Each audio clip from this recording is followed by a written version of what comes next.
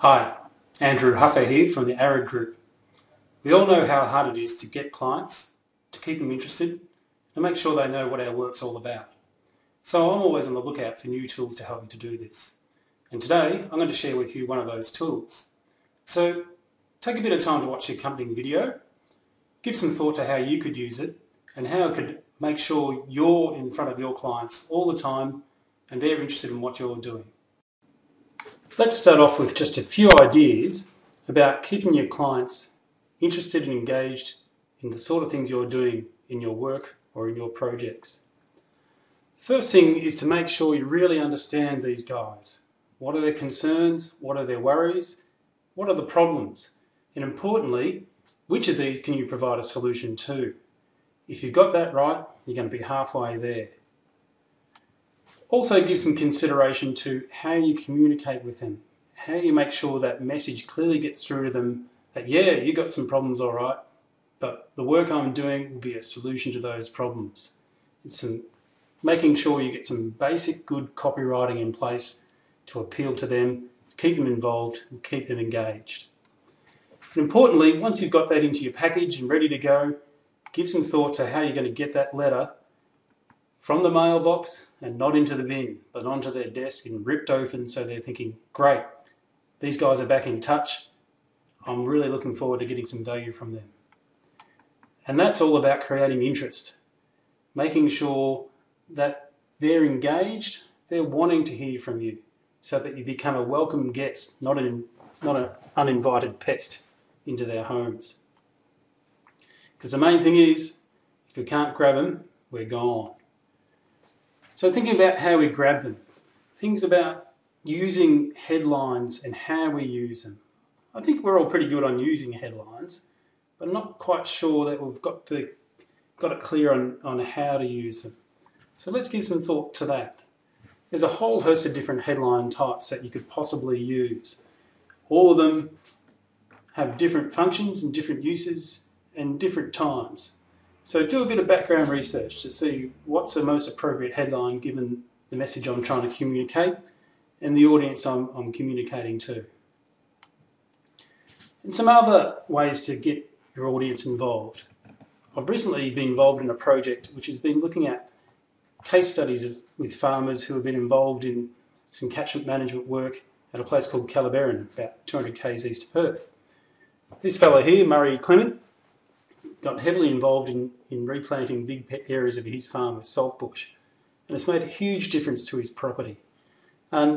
So that we just put onto video, put onto YouTube, and if you go to this link here, you can go and check it out, after this presentation, of course. It's a great way to communicate with people. And here's more, case studies. We're often talking with our clients, we're often listening to them, so let's make some time from that. Let's write down some of their stories, get them down on paper. People love stories and people love stories about themselves. So using those as a basis to communicate with your clients, fantastic. Newsletters. Again, a lot of us use newsletters. I reckon there's still plenty of opportunities to make them a bit more engaging, and I'll use the F word here, a bit more fun for people. Maybe put in some competitions, maybe again, a bit about the clients themselves, what they've been up to. Even if it's something as simple as a holiday, you're going to get some great information from them and you'll probably learn a bit more about them as well. So to help build a relationship even more. You can even do a few things which are just a little bit quirky, such as introducing a possessed Cocker Spaniel. The other things here is things like using before and after photos. Again, show a bit of imagination. If you've got to do it a before photo, especially if you're out on a farm, maybe get the oldest, bombiest, crappiest vehicle on the farm and have that out there as part of the before photo, even if you have to tow it out there. Get the farm in the worst clothes they've possibly got and get your before photos like that. So you can get your contrast with your after photos. When you bring out a brand new vehicle that's freshly washed, looks fantastic. When you've got the farmer dressed up in a dinner suit or ball gown in the middle of their paddock, proudly displaying their results. It's a bit of fun too, but it shows how big the difference has been that you've made in their system. And now I'd just like to move forward to show you how we can build on the type of technology we're using now, using the system I'm showing to you at the moment. So this comes from a group called the West Midlands Group. They're a grower group about 200 k's north of Perth. They've got a field walk coming up, and this is an email update that they send out to their members.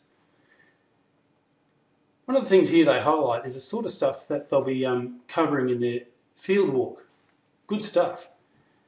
Using the technology I'm showing you now, if you put in a web link back to their website and then have that web link click onto, say, a video or some audio of a designated expert talking about the value of break crops, we could even have the designated expert talking to a local farmer about the value of break crops, just to make it add greater credibility and value to it. So it starts taking something that was an email, which is pretty much one-dimensional, to something that's two-dimensional, because it introduces both people and video and sound. So there's plenty of opportunities in there. And certainly if I was seeing something like that, I'd be much more likely to attend than I was from an email on its own. Other projects where we could use this sort of technology, I'm doing some work with the Saltland Pastures Association at the moment. They've done some fantastic work across Western Australia, and they want to make sure that that work continues on. So we're getting a whole host of presentations from their researchers and getting them into an online format, just like the one you're seeing here. We'll also be doing interviews with growers. So that's it for now. There's a couple of ideas on how you can keep your clients engaged and involved. And I'd ask you to keep an eye out for opportunities for yourself. What are some of the things you can change and improve?